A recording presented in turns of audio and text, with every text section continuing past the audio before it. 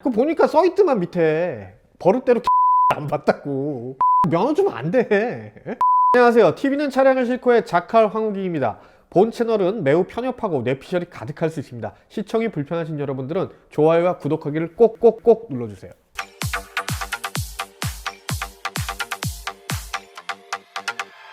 오늘은 장소가 좀 바뀌었죠. 포르마레아라는 데 나와 있는데요.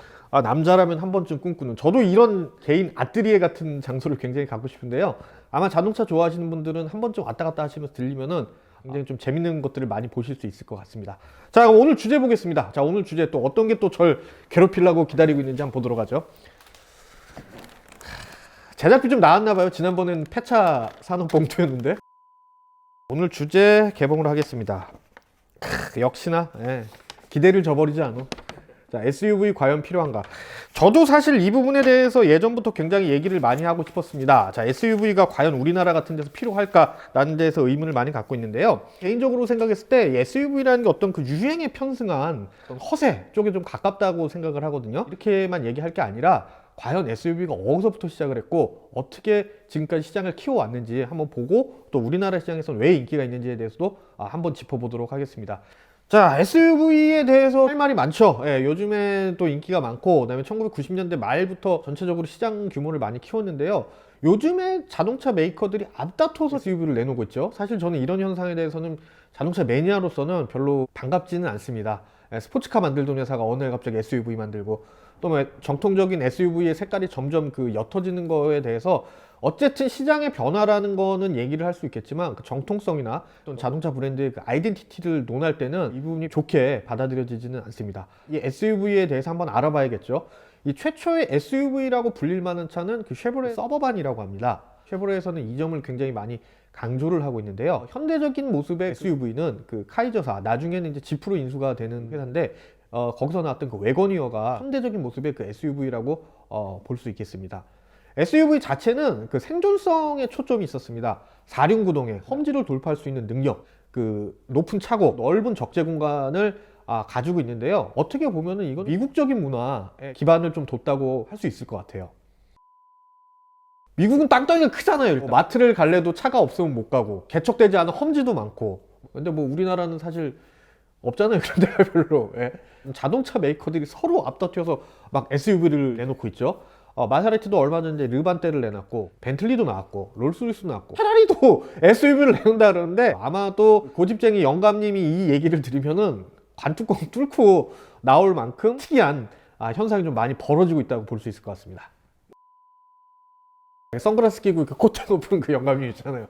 SUV 하면은 같은 급의 자동차에 비해서 약간 좀 덜 고급스럽다 라는 이미지가 좀 있었어요. 지금은 이제 고급 SUV까지 나오게 됐거든요. 벤틀리의 벤테이가라든가 아니면 롤스로이스의 컬리넌 같은 차들도 있고, 또 GV80 같은 차가 나오면서 굉장히 큰 이슈를 만들고 있죠. 근데 사실 이런 차들을 보고 있으면은 SUV의 본래 취지에 맞는가에 대해서는 사실 저는 좀 물음표를 좀 가지고 있습니다.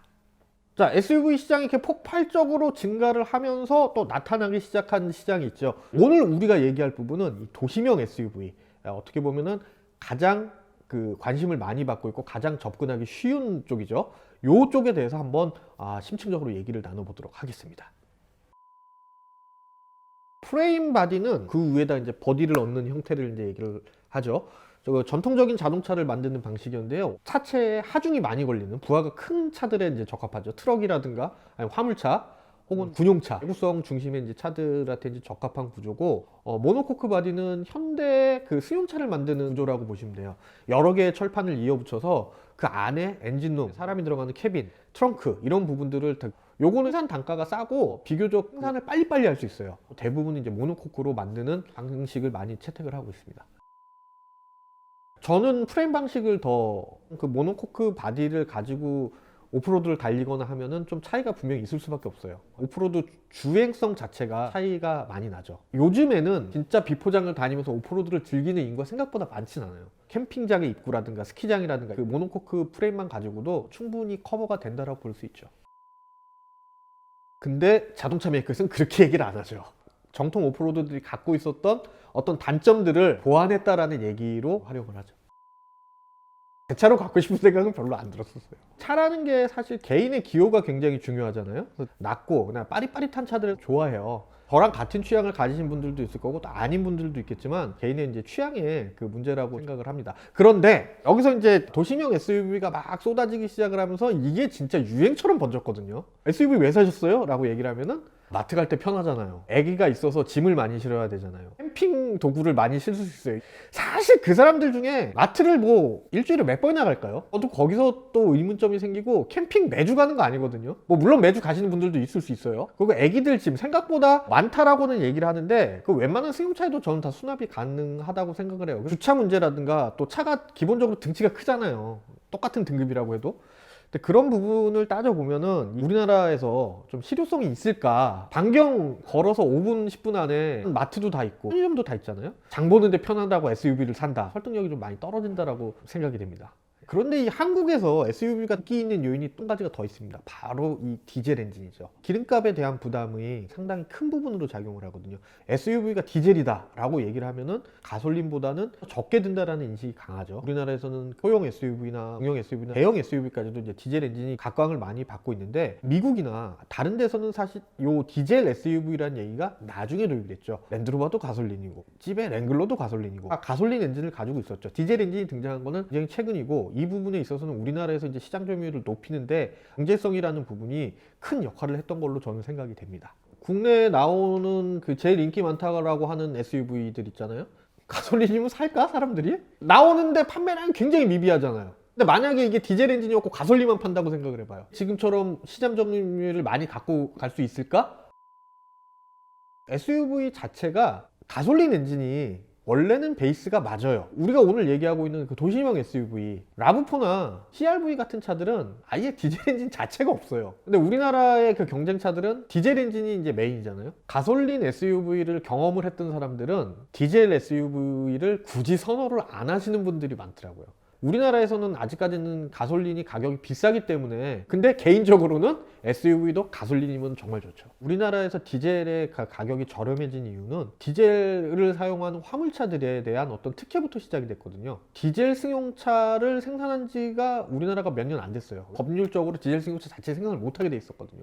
공간 활용성도 좋고 뭐 사륜구동도 되고 뭐 이런 부분들도 있겠지만 우리나라 시장에서만큼은 경제성이라는 부분에 지나치게 초점이 맞춰져 있지 않나라는 생각이 듭니다. 참 안타까운 부분인데 유럽 같은 경우에는 SUV보다 와건의 비중이 더 크거든요. 그리고 일본 같은 경우도 와건 판매량이 상당히 그 높은 시장 중에 하나예요. 저는 개인적으로 국내 시장 자체가 선택의 폭이 굉장히 좀 좁다고 생각을 해요. 와건도 있을 수 있고 MPV도 있을 수 있고 CUV도 있어야 되고 막 이런 좋은 예들이 많은데 우리나라는 너무 포괄적인 면에 그 SUV 쪽으로만 몰려가니까 그게 좀 안타까운 것 같죠. 승용차 같고 좀 더 운전이 좀 더 빠릿빠릿한 와건을 저는 더 선호를 할 것 같아요. 없죠, 솔직히 얘기하면은. 예. 그러니까 대안이 없는 상황에서 소비자들이 이제 선택하는 것들도 있는데 자동차 메이커에서는 어차피 장사가 되는 쪽에다 투자를 하기 때문에 이게 참 현실적으로 받아들일 수밖에 없는 것 같아요. 예. 안타까운 부분이죠. 거의 뭐 구색 맞추기에 가깝죠. 알포티 같은 경우. 우리나라가 해치백하고 와건이 정말 인기가 없거든요. 해치백이나 와건 살 바엔 SUV 사고 말지, 뭐 MPV 사고 말지, CUV 사고 말지, 뭐 이런 식이거든요. 우리나라는 이 좁은 시장에서 선택의 폭이 넓지 않아가지고 고착된 것 같다라는 생각이 좀 많이 들어요. 와건 같은 경우에는 사실 예전보다는 인기가 되게 많아졌거든요. 와건 괜찮다, 예쁘다 라고 이제 얘기를 하는 분들도 많은데 문제는 이게 그 물건도 없거니와 중고차값 자체가 어떤 시세라는 게 없는 차다 보니까 일반인들이 선뜻 구매하기에는 진입 장벽이 좀 높은 편이죠.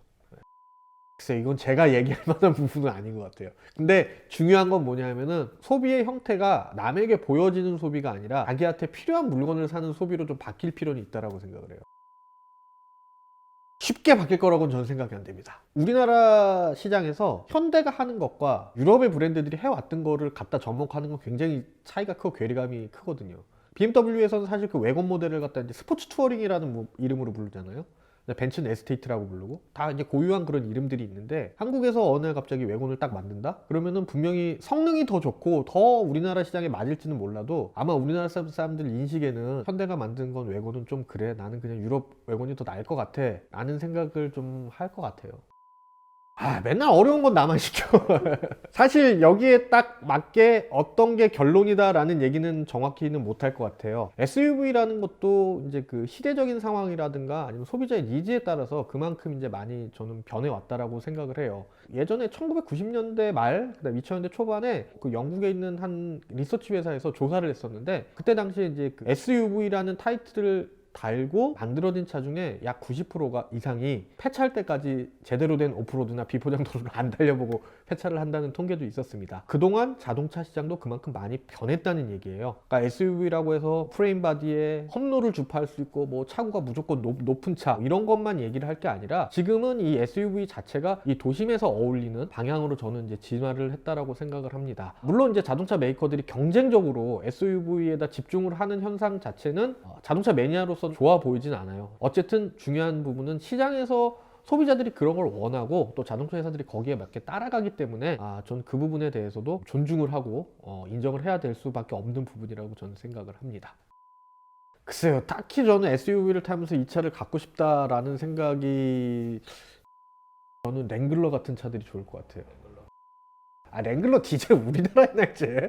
랭글러도 그렇고 렌지로버도 그렇고 그다음에 G바겐도 그렇고 정통 SUV라는 차들을 잡지사에 있을 때 경험을 많이 해봤었어요. 운이 좋게 뭐 눈밭도 가보고 얼음 있는데도 가보고 그다음에 도화도 해보고 그다음에 메이커에서 주관하는 시승행사 가서 진짜 차도 험하게 굴려봤는데 제일 마음에 드는 거는 랭글러였어. 솔직히 랭글러 같은 차가 좀 고속도로 올라가면 짜증나지. 차 안 나가지. 앞에 그 바람 소리 나지. 그 고속도로 타면은 그런 차는 미칠 것 같거든요.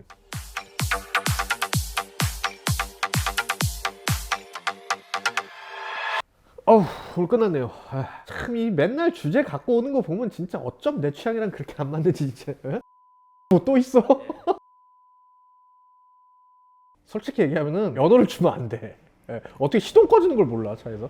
그리고 물리적으로 보면은 그건 자동이든 수동이든 이게 원래 진행하는 방향이랑 반대 방향으로 엮이면은 시동이 꺼지는 게 맞아요. 서킷에서도 보면은 차 스피나면 시동 꺼지잖아. 똑같은 원리거든요. 근데 그거를 운전자가 몰랐다는 거는 사실 난 운전자의 잘못이 더 크다고 보거든요. 물론 매뉴얼상에 그 명시를 해야 되는 게 맞지. 근데 우리나라 사람들 매뉴얼 보나? 안 보지?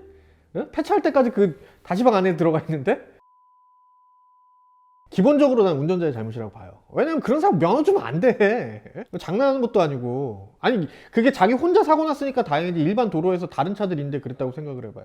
그 자체가 굉장히 위험한 거잖아요. 그러니까 자동차는 우리가 생각하는 편리한 문명에 이길 수도 있는데 솔직히 얘기하면 우리 1톤짜리 미사일 타고 다니는 거예요.